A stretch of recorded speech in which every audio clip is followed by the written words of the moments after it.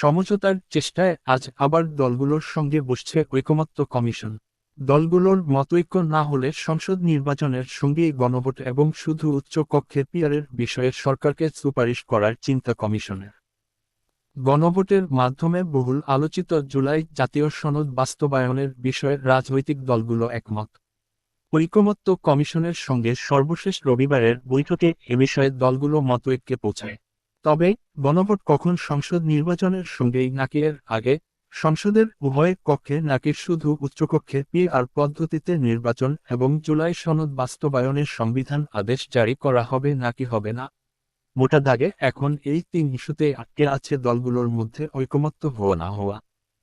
BNP সহ দলটির মিত্র দল জোটগুলো এবং জাতীয় নাগরিক পার্টি ফেব্রুয়ারিতে সংসদ নির্বাচনের দিনে একসঙ্গে পৃথক ব্যালটে গণভোট আয়োজনের পক্ষে।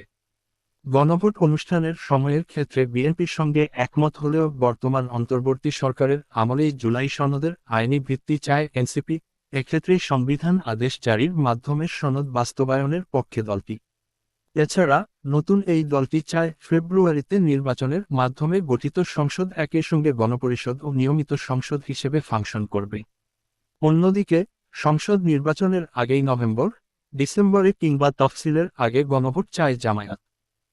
জুলাই সনদের সংবিধান সম্পর্কিত প্রস্তাবগুলো বাস্তবায়নের পদ্ধতি প্রশ্নের দলগুলোর এমন অবস্থানের মধ্যেই আজ বুধবার বেলা 2টায় চূড়ান্ত পর্বে দলগুলোর সঙ্গে আবার বৈঠকে বসছে ঐকমত্য কমিশন। ঐকমত্য কমিশন সূত্রে জানা গেছে, 10 অক্টোবরের মধ্যে জুলাই সনদ বাস্তবায়ন পদ্ধতি নিয়ে সুপারিশ চূড়ান্ত করে সরকারকে দিতে চায় কমিশন। তাদের লক্ষ্য 15 অক্টোবরের মধ্যে সব দলের স্বাক্ষরের মাধ্যমে সনদের পূর্ণাঙ্গ রূপ দেওয়া। সর্বশেষ বর্ধিত সময় অনুযায়ী আগামী 15 অক্টোবর ঐকমত্য কমিশনের মেয়াদ শেষ হওয়ার কথা রয়েছে। কমিশন 15 অক্টোবরের মধ্যেই নিজেদের দায়িত্ব শেষ করতে চায়। জানা গেছে, সনদ বাস্তবায়নের পদ্ধতির বিষয়ে দলগুলো একমত হতে না পারলে সরকারকে সুপারিশ জমা দিয়ে নিজেদের দায়িত্ব শেষ করার পক্ষে কমিশন। সেক্ষেত্রে সংসদ নির্বাচনের সঙ্গেই পৃথক ব্যালটে গণভোট আয়োজন এবং সংসদের শুধু উচ্চকক্ষে পিআর পদ্ধতিতে নির্বাচনের বিষয়ে সুপারিশ করার কথা ভাবছেন কমিশনের সদস্যরা।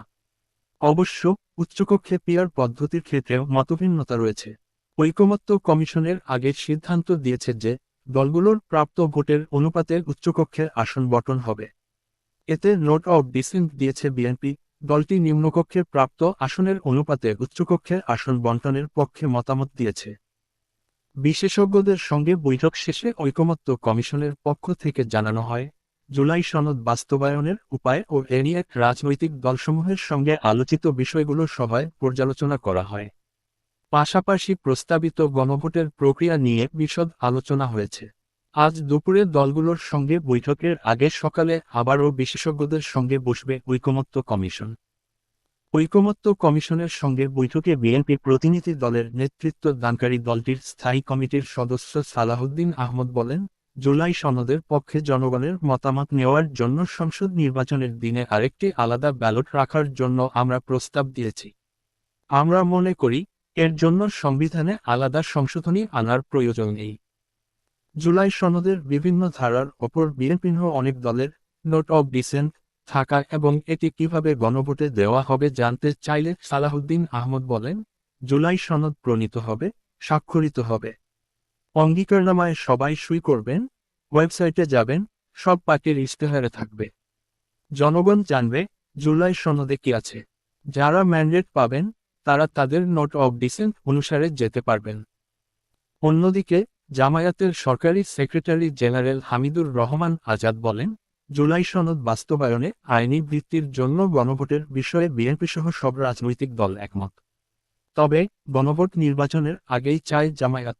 আমরা মনে করি, জাতীয় নির্বাচনকে কোনো ধরনের সমস্যা করা ছাড়া নভেম্বর অথবা ডিসেম্বরে এটা হতে পারে। তফসিলের আগেও হতে